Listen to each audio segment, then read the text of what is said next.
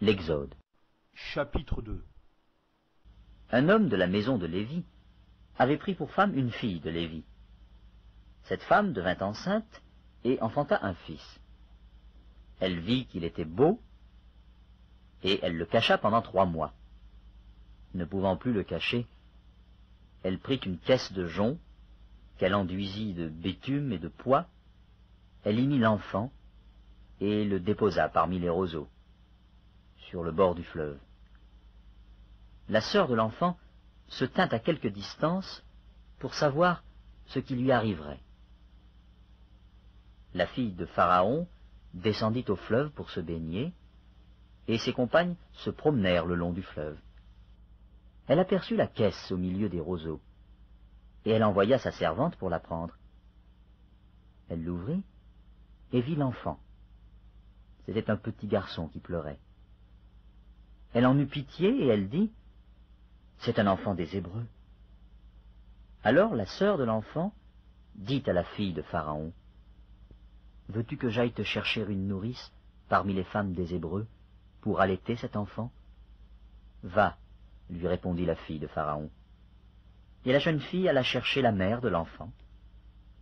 La fille de Pharaon lui dit, « Emporte cet enfant, et allaite-le-moi. Je te donnerai ton salaire. » La femme prit l'enfant et l'allaita. Quand il eut grandi, elle l'amena à la fille de Pharaon, et il fut pour elle comme un fils. Elle lui donna le nom de Moïse, car, dit-elle, je l'ai retiré des eaux. En ce temps-là, Moïse, devenu grand, se rendit vers ses frères, et fut témoin de leurs pénibles travaux. Il vit un Égyptien qui frappait un Hébreu d'entre ses frères.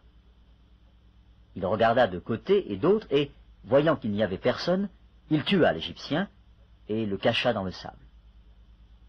Il sortit le jour suivant, et voici, 2 Hébreux se querellaient. Il dit à celui qui avait tort, « Pourquoi frappes-tu ton prochain ?» Et cet homme répondit, « Qui t'a établi chef et juge sur nous? Penses-tu me tuer comme tu as tué l'Égyptien ?»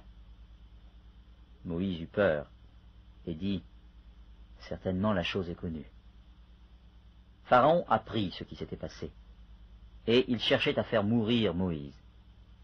Mais Moïse s'enfuit de devant Pharaon, et il se retira dans le pays de Madian, où il s'arrêta près d'un puits. Le sacrificateur de Madian avait 7 filles.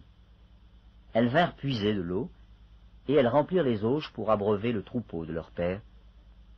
Les bergers arrivèrent et les chassèrent. Alors Moïse se leva, prit leur défense, et fit boire leur troupeau. Quand elles furent de retour auprès de Réuel, leur père, il dit, « Pourquoi revenez-vous si tôt aujourd'hui ?» Elles répondirent, « Un Égyptien nous a délivrés de la main des bergers, et même il nous a puisé de l'eau et a fait boire le troupeau. » Et il dit à ses filles, « Où est-il? Pourquoi avez-vous laissé cet homme? Appelez-le, pour qu'il prenne quelque nourriture. » Moïse se décida à demeurer chez cet homme, qui lui donna pour femme Séphora, sa fille.